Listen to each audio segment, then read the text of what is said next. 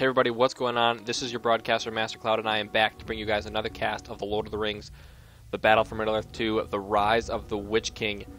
Guys, I am sorry for the long absence, but I am back, and I am super excited to be able to bring you guys this cast. It is going to be a 3 versus 3 on the map Lostriand. It is a 1K game, so it's just a standard game here.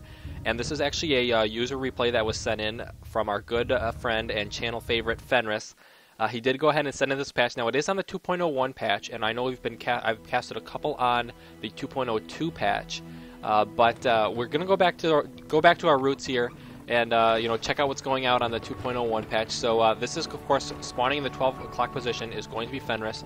I will go ahead here and introduce the players. I do have a lot of things that I need to talk to you guys about, but let's go through the players. So spawning as Elves, Fenris in the 12 o'clock. In the 2 o'clock position, we have Josh. He's going to be spawning as Isengard, going for a couple of quick furnaces himself. Their final ally is going to be Eonwe, or Eonwe. I'm not sure. We're just going to call him Eon because that sounds the coolest and easiest for me to say. So Eon here spawning as Mordor. Now their opponents spawning in the 6 o'clock position is going to be M-R-G-E-R. I'm going to just call him Merger. I think maybe that might be right. I'm not sure. Merger here, but spawning as Elves. His ally spawning in the 8 o'clock position is going to be the Unknown, and he's spawning as Isengard, going for that quick clan steading there. And finally, their ally to the north, spawning as Elves, is going to be Arm. Now, Arm here is right across the way from Fenris, so we do have an Elves versus Elves along the top here. Now, before I get into the game too much, guys, I have a ton of things to talk to you guys about. First of all, how about the fact that I just spent like 2 hours trying to fix my recording software? Some of you may notice that the sides of the screens now actually go to the edges of the video. Yes, it took me about 2 to 2.5 hours to actually figure out why that was happening and to correct the problem, but I did go ahead and spend a couple of hours and finally got to the solution. I had my recording software somehow got switched to the wrong video format, and but hopefully it is working good now, as I'm pretty far into the castle already and would hate to restart if it's not. But I did check, guys. It should be just fine now, and I do apologize for not having that correct before, but at least we have it correct now, and we can go ahead and move on with the cast. Now let's see. I know what you guys actually want from me. What you want from me, I've seen it on the channels. I've read the comments. Believe it or not, guys, I actually read all of your comments on my channels. Even if you post something on a video that's been, I uploaded like a year ago, I will still see and read the comment. But anyways, I know you guys want more videos from me. So what I'm going to do is going to offer you guys a way to get some more videos on my channels. To have me put up more videos on my channel, and that is going to be a request that I'm going to offer you guys. Is this building going to finally go down here? Yes, it looks like it will. Recently, I asked a singer to actually sing a song. I requested her to sing a song, and she went ahead and did it for me. And I would love it if you guys actually went over to. She uploaded the video to YouTube, and she's actually a really good singer. She's has a sort of unique singing style. She's actually very into like Japanese like pop and stuff like that. But anyways, she went ahead and did do a song that I requested. So I think it would be awesome if you guys would head over to her channel. What I'm going to do is provide a link for you somewhere in the video right here. Really just pause the video right now, guys. Go over to that channel, leave a comment. You can tell her I sent you. You don't have to, but just leave a nice comment. Nothing mean or rude or whatever. Even if you don't like the song or the music, just leave her a nice comment. And if enough of you guys go over there and do that, I am willing to start mass casting and uploading videos. So we'll see how good the response is from you guys. But the better the response, the more new casts you guys are going to get out from me. I will also provide a link to that video in the description down below. So if you don't feel like clicking it right now, I will remind you at the end. But probably what's best, pause the video, go over to her channel, leave a nice comment on that video that she uploaded that I requested. And guys, I would super appreciate that, and we'll be more than happy to just send you, or to supercast like 3 or 4 or more replays, depending on how many of you guys actually end up going over there and leaving a comment on her channel for me. So that handles that, and there's actually one more thing I have to talk about. I know a lot of you have also been wanting to send in replays to get cast. casted. I know you're all very jealous of Fenris, who has probably something like 10 or so videos at least now on my channel. And I know a lot of others, other of you have replays that you would like to send in. Now, I don't actually have a video up yet of how to find those replays and actually send them in to me. But if you can find them, they are in the, I can just tell you right now, they're in the application data folder, or app data, and in there you will find a Witch King folder, and of course inside that the replays folder, which is where your replays are saved. And you can send those over to me. I actually have an email address now where you can send those replays specifically to me, guys. It is going to be mastercloudreplays@gmail.com. If you guys have replays that you would like me to cast, send them to that email address, and I will take a look at them. Just leave a, leave a message. Don't tell me, don't spoil the game, but tell me if it's a 1 versus 1 or a 3 versus 3, or whatever 4K game. Let me know kind of just the basic premise of the game, so I don't go into it completely blind. But I will go ahead and take a look at those, try and get some of those casts out for you. And especially if you guys go over and leave a comment on my friend, her name is Chii, her video, that would be super appreciative, and I will be sure to get to a lot of your guys' personal games then, and go ahead and cast those for you guys. With that all out of the way, what are we, like 10, 12 minutes into the video now? I don't actually have my timer up right now, so I'm not sure. But let's actually go ahead and take a look at what's happening here. It looks like Mortar here actually doing pretty well on the south side. The elves are going to have to fall back. There's not a lot of... He only has archers here, so he's not going to have a lot of frontal support. As these archers will actually fall very quickly. He should get maybe a few pikemen or something like that up. Oh, he's got some Lostriand warriors coming out now. So that should hopefully be efficient at least soaking up some of that damage. Meanwhile, on the top, we have Fenris trying to battle here with armed. Now, Isengard is assisting him. I believe this is his friend Josh from the center here, moving through, and they're actually going to be pushing forward here. And who actually has Glorfindel out here? Is that going to be Fenris? Yes, it is. So Fenris actually going for the early hero here. Well, I guess it's not that early anymore, but still a little bit early. We do have Lurks out as well, though, too. So Glorfindel isn't alone on the field here. He does have a strong enemy unit to deal with here, but actually he's doing a ton of damage. Fenris does actually get trapped here by Lurks, but there's not enough damage here to actually take down Glorfindel, so he's just going to sit there for a moment. Lurks actually isn't even focusing on the archers here instead, and I think Fenris is going to be just fine here, actually throwing down a tower. A couple of wildmen running by here, but with the archers in the back, I'm not sure what exactly these wildmen can do. Yes, they're going to be able to take out this building, which is nice, as this building does provide a ton of income, but it's not something critical that Fenris needs right now, as he's actually holding on quite well and actually pushing through here. This builder might actually get taken out by these wildmen, and yes, it does. A great pickup there for Josh, running in at the last second with his group of wildmen and picking off that builder. That is a great pickup, and actually he's losing a lot of these farms to the north too. So Arm here is going to be in a lot of trouble. Does he still have... actually, he doesn't have a hero on the field. Lurks was, of course, his allies, the Unknown's hero. And the Unknown actually has a ton of barracks here. Mass-producing wildmen, and looks like he's going for a couple of pikemen as well. Pikemen probably not the best at this moment, as Mordor doesn't have any infantry units, and I don't see any infantry from these... from Fenris or Josh either. Now, of course, pikemen can be good against heroes, but with only Glorfindel on the field, I'm not sure it's worth it at this point in time. Now, Glorfindel actually out down here for Merger as well. Gothmog is in the thick of things. Gothmog can deal a surprising amount of damage, but he's already taken a lot of damage, so he's actually going to fall back at this point. There's a ton of archers out on the field right now from Mordor, and they're just pummeling all of these elves. Gothmog now coming around the back side here. He's going to be able to take out several archers with a single swing there. He takes out like 2 at a time. And while he works his way through the back lines there, Glorfindel works his way through the front.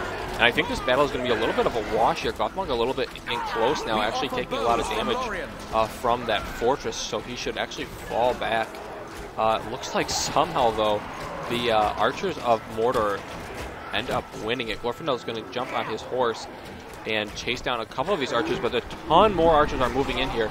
And of course, the the archer spam here from Mordor is quite a powerful strategy for, as Eon knows here.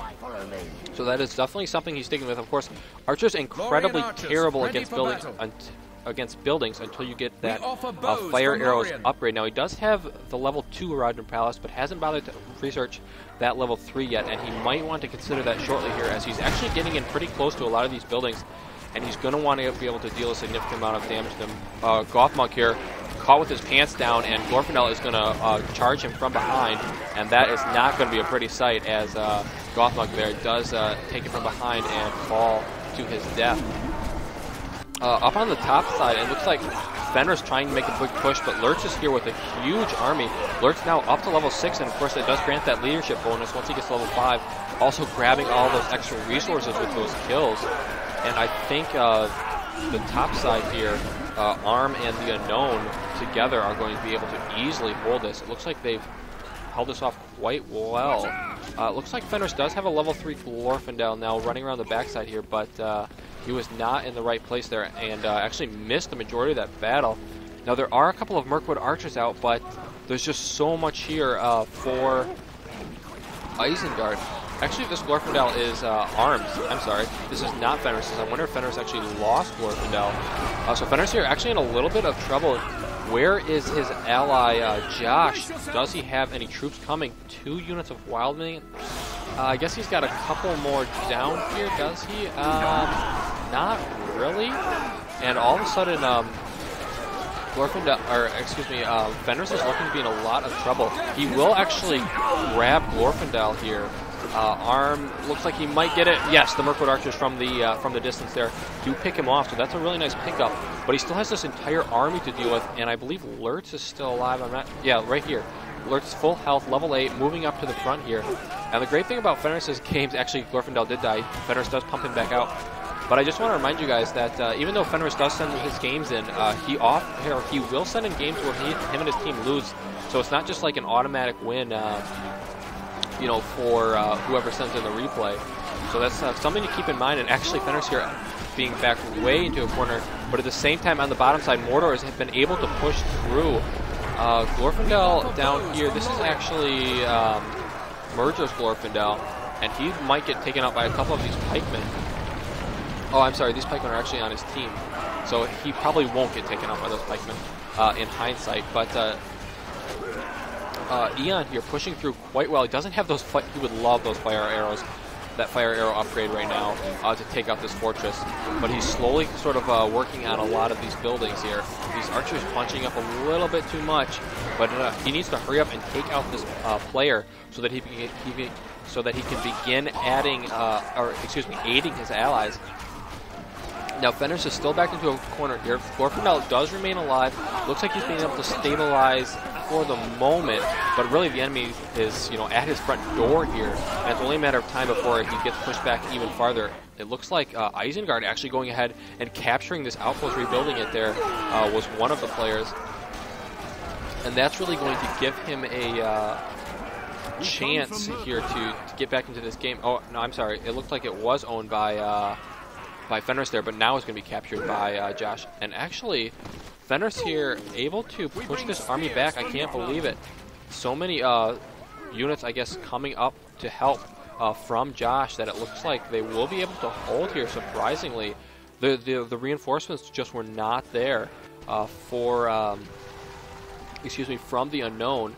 And it looks like these units, I mean, there's still a decent amount of them here, but they're definitely holding for now and actually giving Fenris a chance to get up that heroic statue there.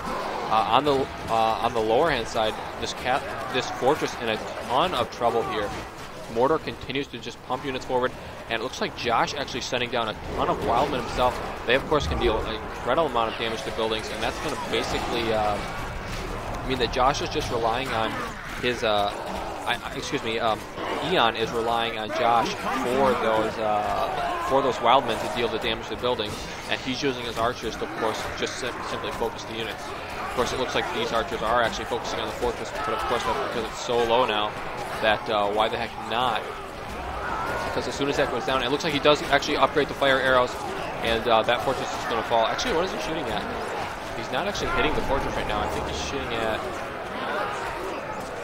Wasn't he shooting at the fortress there? I'm not sure, but the cloud burst comes out, and that's going to temporarily stun these archers, giving them a chance to actually potentially save this fortress here. On the top side, though, Fenris in a battle for his life here, as the armies of Isengard and I guess the enemy elves moving forward here. A couple of Haradrim trying to get through to the archers' lines, but Haradrim are so weak. They die so fast that they basically, I don't know if they did any damage whatsoever. If they did, not noticeable. Lurtz now up to level 10, Glorfindel at level 7. Lurtz should focus him if he gets the chance here. This is really a chance for the Unknown here to go ahead and cripple Glorfindel, and then of course use that Carnage ability. This fortress on the bottom side still alive. The fortress is slowly being pushed back, and the bottom team not out of this quite yet, as it looks like with the help of the Unknown's troops here, he will actually stabilize, and this fortress does survive. Now, of course, Mordor might be working towards that rock drop. Let's go ahead and check. Yes, he is. He is definitely working towards that rock drop. He has 8 out of 15 right now is what he needs.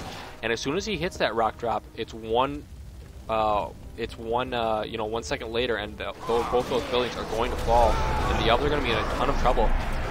So basically, all Mordor really has to do right now is just hold on for a little while, grab up a couple of power points, and suddenly it's going to be looking very good for the right-hand side team on the the team on the upper side of the map. I was trying to click and drag over the mini-map here. Of course, you cannot do that. It pulls you there. Glorfindel actually in the middle of this battle. He's level 10 now. This is Merger's Glorfindel. So, of course, he's not going to want to lose that, especially with his fortress so low on health.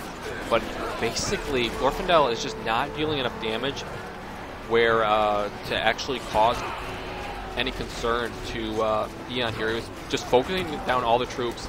And now that everyone else is dead, he's going to turn his attention to Glorfindel. Glorfindel's so strong, he's just going to beast mode this great siege works down. The Gothmog is going to show up. Where did Malthasaran go? He's in here somewhere, and suddenly Glorfindel is looking to be in a lot of trouble. He's not going to want to lose Glorfindel right now, as he is level 10. Will actually manage to escape temporarily, but I think Malthasaran might be able to just beast mode this fortress down. There's not any pikemen here, so I think he's going to be able to deal sufficient damage there. Malthasaran, a great level 1 hero. I mean, it's level 1 versus level 10, but Malthasaran can easily win this battle. He has a ton of health, very low regenerate, but not something that's going to come into play here too much, I feel like. Where's the army? The army got left behind, and suddenly these heroes are up here alone in the front. Now Malthasaran and Gothmog are taking a lot of damage. Ian realizes that he's going to pull his forces here. He has so many troops. And I guess he was waiting possibly for Josh here with the center Isengard to bring down his troops. And I think this is going to be a pretty epic battle. I want to take a look at what's going on up top here. It looks like Fenris trying to push in with a couple of units, but really the real battle is down here in the south. The archers now moving in position. The crows overhead do provide a great, their ability here to destroy the leadership, or what's it called exactly here? Significantly reduce armor and damage is actually being incredibly effective right now, but I think these units are just trying to get in range of the fortress. If they can here, take this out, that is going to be a huge victory. Malthasaran going for a couple of the Mirkwood archers. How close is he actually to that rock drop? Oh my goodness, he just hit it. And if he's smart, he will go ahead and buy that rock drop and drop that right away. Yes, he does. And here comes the rock drop right on the fortress, and down goes the barracks, down goes the fortress, and just like that, the elves here looking to be in a ton of trouble. Is he actually going to grab this as well? No, he doesn't. Managed to take that off. Does the elves have another building? I'm not sure the answer is yes. If he takes this out, I think it's going to be game over for the elves. Glorfindel, still level 10, still alive, but if he dies, he will not be able to be rebuilt, and actually Saruman out now for Josh. Or excuse me, Saruman out for the Unknown here, which is going to be actually a pretty effective unit against against Mordor, but with that, Merger actually is defeated as the barracks does go down. And with Merger out of the game, Arm goes ahead and throws in the towel as well. So it looks like Fenris, Josh, and Ian are actually going to go ahead and win this one. A pretty well-fought battle by them, I think. Really, their ally Josh, I mean, look, oh my gosh. I would say that their ally Josh here did a great job of supplying them. You could see him throwing troops both ways the entire game. And it almost seemed like the Isengard player for this team, the Anode, tried to split, or didn't split his troops nearly as efficiently as Josh. So it looks like the top team is going to win. Congratulations to Fenris, Josh, and Eon. Guys, remember to go over to my friend Chii's channel. I will provide a link again here for you, or go into the video description. You can go to it there. Leave a comment on her video that I link you to. And, of course, the more comments, the more cash you guys are going to see out of me in the upcoming, basically, week. Thanks so much, guys. MasterCloud signing out.